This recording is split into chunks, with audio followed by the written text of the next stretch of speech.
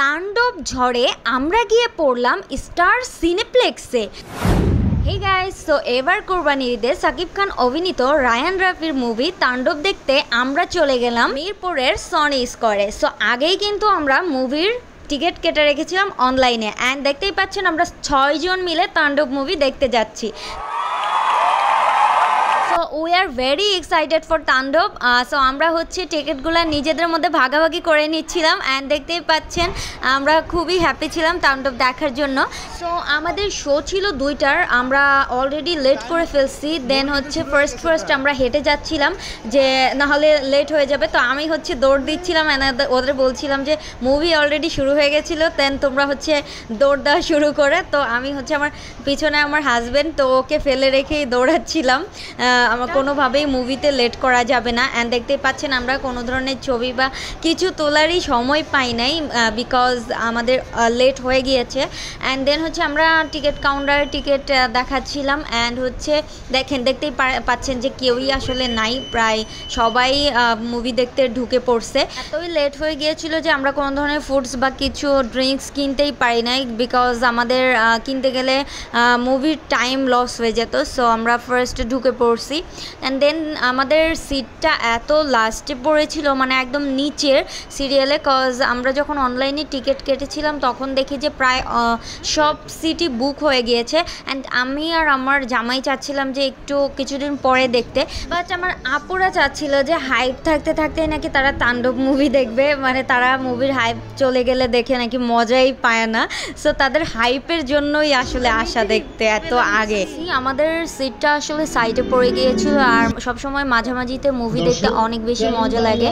So আসলে আমরা অতটা বেশি মজা পাই না, অ্যান্ড মুভি কিন্তু শুরু হয়ে গিয়েছে তাণ্ডব মুভি। তো আই থিঙ্ক ফার্স্ট লুকটা দেখে অনেক বেশি এনজয় করবেন।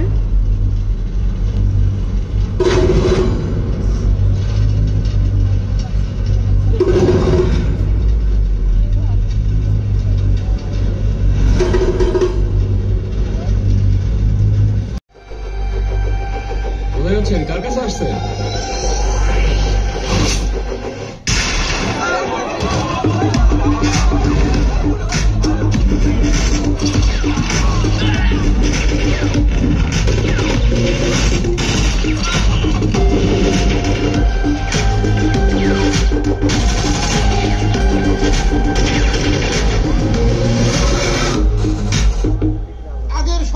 রাজধানী বাটপাড়ি করতে, অস্ট্রেলিয়ায় বাড়ি করতে, আমেরিকায় বাড়ি করতে, কানাডায় বাড়ি করতে।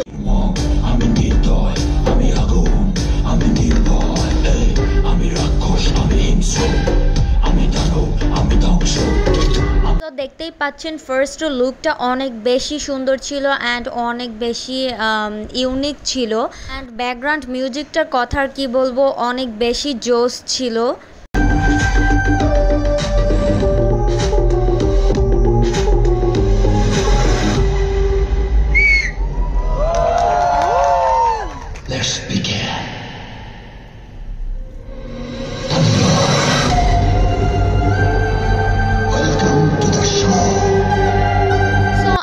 মুভি বিরতিতে চলে আসলাম, যদিও মুভির বিরতি কিন্তু এটা না, কারণ যতটুক যা দেখিয়েছি ততটুক দেখে আই থিঙ্ক আপনাদের তাণ্ডব দেখার আরও বেশি ইন্টারেস্ট ফিল করবেন। সো আমরা হচ্ছে মুভি দেখা শেষ করে বিরতির সময়টায় আর কি এখানে একটু আসলাম, হাঁটাহাঁটি করলাম একটু। অ্যান্ড ফার্স্ট পার্টে সব থেকে ইন্টারেস্টিং লেগেছে সাকিব খানের আসলে লুক রিভিল করাটা ফার্স্ট পার্টে ছিল, সেটা খুবই সুন্দর ছিল। অ্যান্ড ব্যাকগ্রাউন্ড মিউজিকটার কথা আর একবার না বললে নয়, ব্যাকগ্রাউন্ড মিউজিকটা অনেক বেশি সুন্দর ছিল।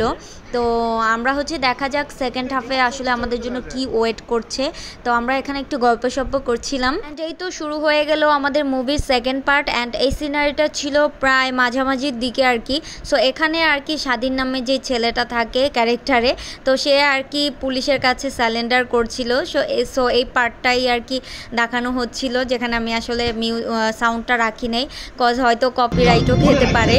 আমি একা স্বাধীন নই, স্বাধীন আপনি, স্বাধীন আপনি, স্বাধীন আপনি। এটা একটা স্বাধীন দেশ, আমরা সবাই স্বাধীন। আমার মুভির মুভির কিছু কিছু স্টোরিগুলো অনেকটা জুলাই আন্দোলনের ঘটনার কথা তুলে ধরেছে এরকমটা মনে হয়েছে কিছু কিছু পার্টে আর কি। এরকমটা যেমন আয়রন সেল নামে একটা জায়গা ওদের রেখেছে, তো এটা আর কি মনে হয়েছে। অ্যান্ড এখানে সিয়ামের অভিনয়টা অনেক দুর্দান্ত হয়েছে, কজ সিয়াম তো সব জায়গায় আসলে হিরো টাইপের একটা ক্যারেক্টার প্লে করে, বাট এখানে আসলে ও এখানে ভিলেনের একটা ক্যারেক্টার প্লে করেছে, যেটা অনেক বেশি দুর্দান্ত হয়েছে। আই থিঙ্ক আমার এখন থেকে মনে হচ্ছে ওকে ভিলেনের অভিনয়ে আরও বেশি ফুটিয়ে তুলতে পারবে।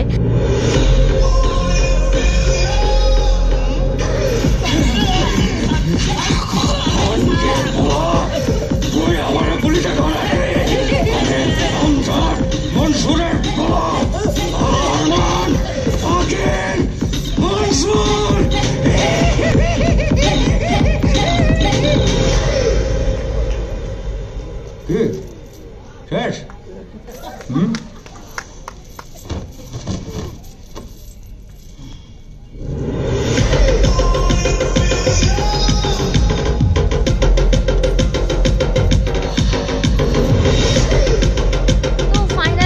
দেখতেই পাচ্ছেন আমরা আসলে মুভির একদমই শেষ পর্যায়ে। আর হচ্ছে সিয়ামের অভিনয় তো আসলেই দুর্দান্ত ছিল। অ্যান্ড আফরান নিশোর ও কিছু একটা অংশ ছিল যেটা আসলে ভিডিও করা হয় নাই, বাট সবার অভিনয় ভালো ছিল। অ্যান্ড আমরা আরও বেশি মজা পেতাম যদি আসলে আমরা মাঝামাঝিতে সিট পেতাম অ্যান্ড মাঝের বসে দেখতে পারতাম।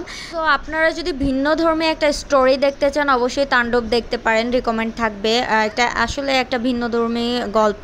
সো আসলে মনে হয়েছে লাস্টের দিকে মুভি টাইমটা একটু কম মনে হয়েছে, আরও একটু বেশি হলে বাড়ালে ভালো লাগতো। তো আমরা সাকিব খানের তাণ্ডব মুভি দেখা শেষ করলাম। অ্যান্ড যারা যারা তাণ্ডব মুভি দেখেছেন অবশ্যই কমেন্ট করে জানাবেন মুভিটা আসলে কেমন কি লাগলো, মতামত জানাবেন। অ্যান্ড যারা দেখেন নেই তাদের রেকমেন্ড থাকবে যে দেশীয় মুভি দেখবেন, দেশীয় আর্টিস্টদের সাপোর্ট করবেন, তাহলে তারাও আসলে ভালো ভালো কাজ আমাদেরকে উপহার দিবে। ঘরগল্প ইউটিউব চ্যানেলটা কিন্তু অবশ্যই সাবস্ক্রাইব করবেন, তাহলে আমিও ভালো ভালো ভিডিও আপনাদেরকে উপহার দিব। ভালো থাকবেন, সে পর্যন্ত আল্লাহ হাফেজ।